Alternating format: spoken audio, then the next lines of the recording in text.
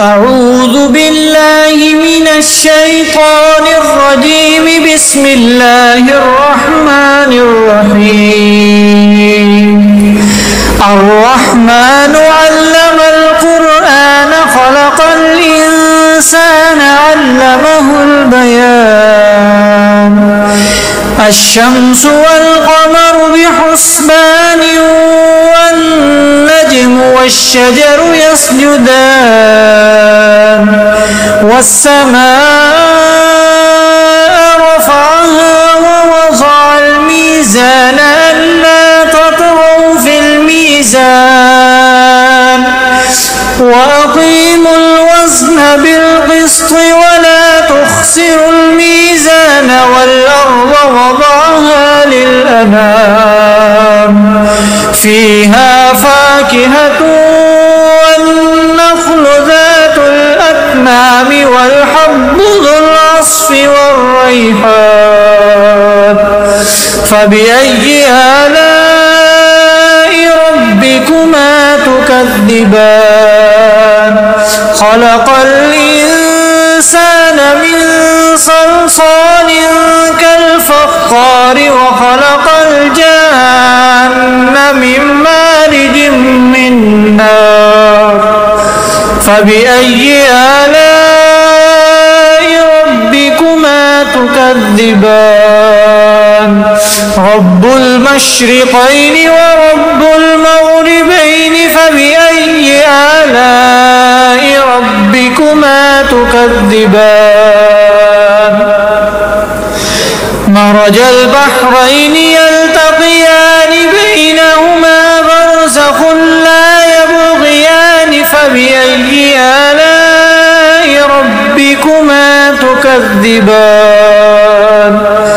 يخرج منهما اللؤلؤ والمرجان. فبأي آلاء ربكما تكذبان؟ وله الجوار المنشآت في البحر كالأعلام. فبأي آلاء ربكما تكذبان؟ كل من عليها فان ويبقى وجه ربك ذو الجلال والإكرام. فبأي آلاء ربكما تكذبان؟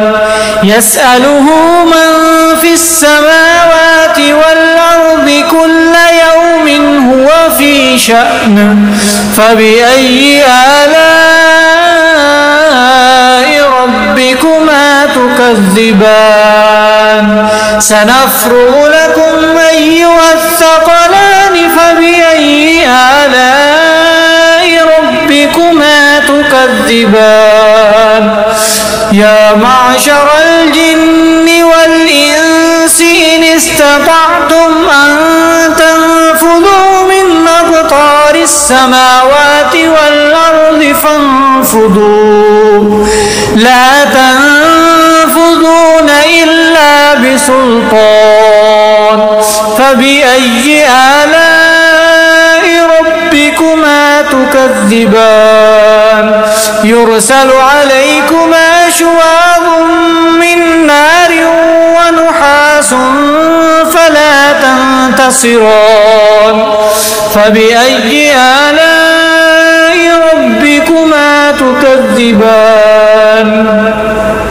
فإذا انشقت السماء فكانت وردة كالدهان. فبأي آلاء ربكما تكذبان؟ فيومئذ لا يسأل عن ذنبه إنس ولا جان. فبأي آلاء ربكما تكذبان؟ يعرف المجرمون بسيماهم فيؤخذ بالنواصي والأقدام. فبأي آلاء ربكما تكذبان؟ هذه جهنم التي يكذب بها المجرمون.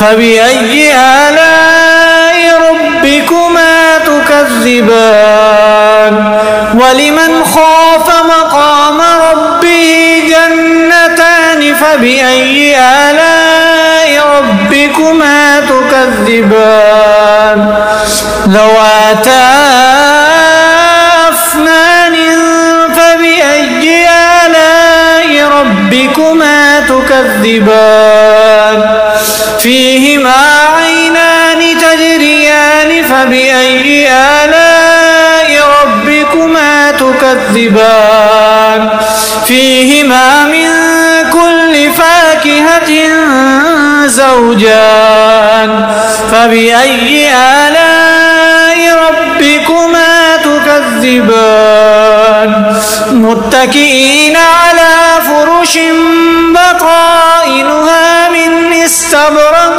وجنى الجنتين دان فبأي آلاء ربكما تكذبان فيهن قاصرات الطرف لم يطمثهن إنس قبلهم ولا جان فبأي آلاء ربكما تكذبان كأنهن الياقوت والمرجان فبأي آلاء ربكما تكذبان هل جزاء الإحسان إلا الإحسان فبأي آلاء ربكما تكذبان ومن دونهما جنتان فبأي آلاء ربكما تكذبان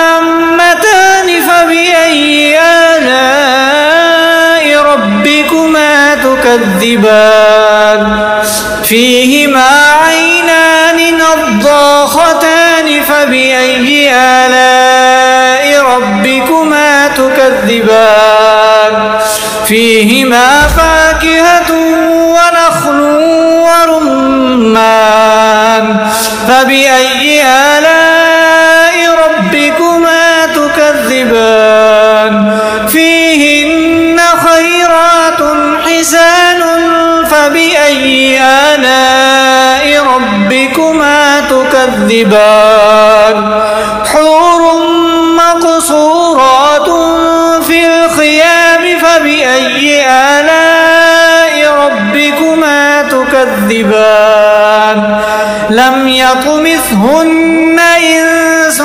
قبلهم ولا جان فبأي آلاء ربكما تكذبان متكئين على رفرف خضر وعبقري حسان فبأي آلاء ربكما تكذبان تبارك اسم ربك ذي الجلال والإكرام